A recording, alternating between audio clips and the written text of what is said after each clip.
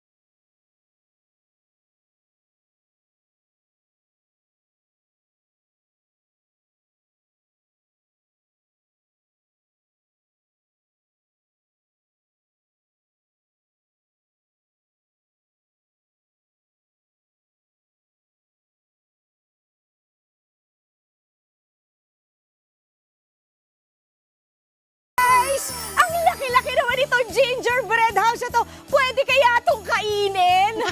At saka gaano kaya kalaki yung tiyan ko kapag nakain ko lahat to? Hindi ba? Tara, pasok tayo kasi sakto bahay tayo, di ba? Mga rolling tayo, tara. Sa may bahay ang aming bati. Merry Christmas na malwalhati. Tao po! Tao po! Naku, baka gingerbread man din ang sumagot sa akin. Hello! Ay! Ayun na si ma'am. Good morning, madam. It's a sweet day to you also. Hello. Ma'am Cristel? Ma'am Cristel, ano lang ang surname mo? Mabalay po. Mabaloy. Mabalay. Mabalay. Yes, Sorry, po. ma'am. Medyo nabingi. Galing pa ng Maynila. But anyways, good morning. Good morning po. Ma'am, kwentuhan mo naman kami tungkol dito sa gingerbread house. Saka nasaan ba tayong parte ngayon? Bale, ito po ang biggest gingerbread house in Halika the ma'am, Philippines libo po. tayo. Sige po. Taray. Yan po. Bali, Parang- sa loob po ng ating gingerbread house is mga different collections po ng gingerbread Okay. man, gingerbread houses po. Aha. Na at the same time po, first hindi po yung ating mga items. Pwede rin po nila purchase po. I see. Yes po. So, hindi lang siya palabas na koleksyon. Pwede mo rin siyang bilihin. Yes Ang po. kakaiba dito, kasi usually minsan mga Santa collections, pero dito, puro gingerbread. Yes po. Bakit po puro gingerbread ang naisipan ng may-ari? Ito po kasi yung gingerbread is based po sa dream ng 5 bata po na anak po ng owner tsaka yung mga pamangkin po nila. Aha. Ito po is based sa story ni Hansel and Gretel. Yes. Na sa gingerbread po. Yun po Aha. kasi yung gusto ng mga bata. So, ginawa po nilang reality ang kanilang dream. Why not? Pero Yes, ma'am, ito ay tuwing Pasko lang ba namin pwedeng experience itong gingerbread house? Ang ganda-ganda ng facade ninyo, ha? Thank you po. For, Ikot tayo dito, ma'am. for this year po, ang aim po namin is all year round po kaming Christmas setup. And ito-turn po namin itong buong gingerbread place into a Christmas village po. Para pagpasok niyo pa lang po is talagang mararamdaman niyo na yung magical feeling, yung mga musical feeling. Ganun po siya. Ma'am, nakita nga namin doon may parang Christmas village. Tell us more about it. Ano-ano mga pwede bang gawin ng mga bata at kids at heart dito? Ayan, bali sa entrance pa lang po, una-una pwede na po agad ma-experience ng mga bata ang baking station po. Okay. Interactive play po sila on how to make the gingerbread man.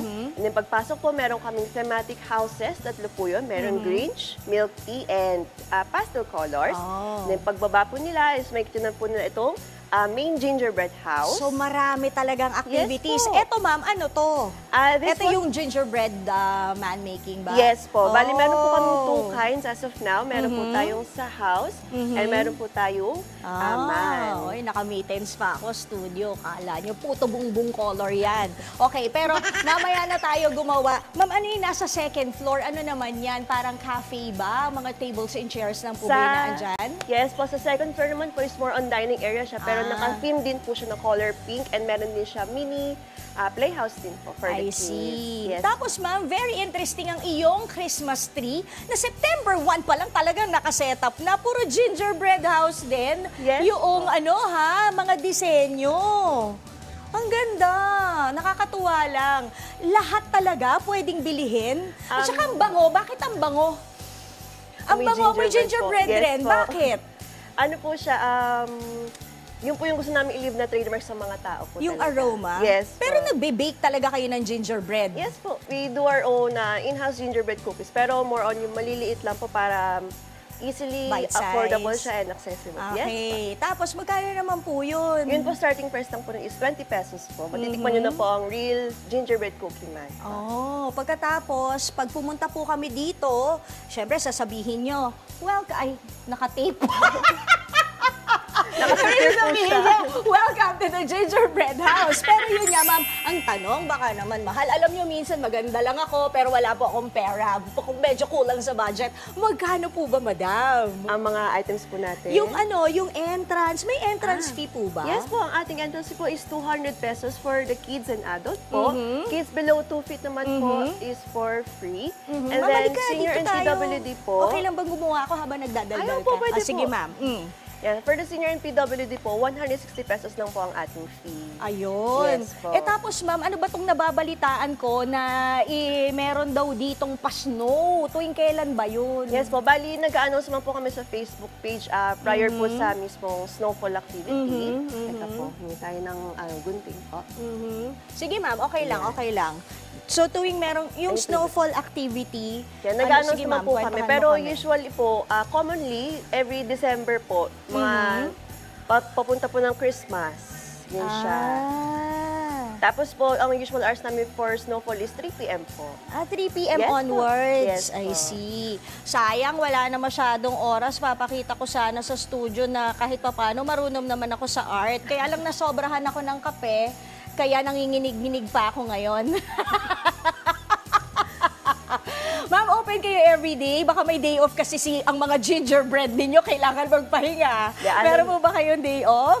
Wala naman po, ma'am. Open po kami daily for 8 a.m. po. Monday to Friday po, 8 a.m. to 5 p.m. Then Saturdays and Sundays po, 8 a.m. to 6 p.m. po. Pwede bang matulog dito, madam? Meron So kayong far, sleepover? Wala. Wala pa po, ma'am. Dito po kami nag-offer ng ganong service. Pero nagpaplano naman kayo Yes na po, hopefully in the future. one day soon, meron, hindi ba? Yes Para mas masulit talaga nila yung Christmas Village hanggang One Tusawa. Yes po. Bonggam-bongga lang. Okay. So ayan, thank you so much, Ma'am Cristel. Ayan, medyo hindi masyadong magandang pagkakagawa ni tita ng gingerbread kasi minadali. Tsaka na lang natin imamaster yan. Iuuwi ko to para sa inyo, studio. Ma'am, baka may Facebook page kayo or any social media account na pwedeng i-get in touch. Dapat ba walk-in? Pwede bang mag-field trip, team building? Anong pwedeng gawin dito? Yung mga detalye po. So for walk-in, pwede naman po sila pumunta anytime as long as, syempre, open po tayo. For field trips po, open din po kami. Just email us po sa gingerbreadhouse.ph. And then also po sa Facebook, TikTok, and meron din kaming YouTube po. At the Gingerbread House PH. Ayun, why not? Ito po totoo talagang Yes po, gingerbread yan, Tapos ma'am. lahat din po siya is edible po. Dahil edible. Sorry, studio, wala nang iuuwi sa inyo. Nawi, sorry Ngayon nga pala pagkain. Mama, sarap. Thank you so Ang much sarap. po. Uy, Angela na. Inday Fatima. Ay, Marimar, sorry. Knock, knock. Who's there? Knock, knock. Who's there?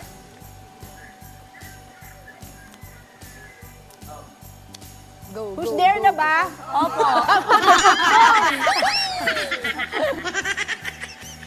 Go! Puto bongbong. Puto bongbong who? Come, they told me, para pa pam pam, puto bongbong, puto bongbong. Working to me, para pa pam pam, puto bongbong, puto bongbong. Ay, nako! Back to studio. Meron ba tayo yung ano dyan? Meron ba Ma'am, tayong... thank you. ibabato dyan. Dahil gingerbread. Diba? Paano daw malalaman kapag lalaki or babae ang ginger? Paano? Eh di magpapa-ginger reveal. Maraming salamat! Maraming salamat, Ate Laila! Ingat pag-uwi. Pengi kami. Ingat po. Pasalubong. Mga kapatid, Angela Lagunsad Castro po para sa komprehensibo at makabuluhang balitaan at talakayan. Mag-follow at subscribe na sa social media pages ng News 5.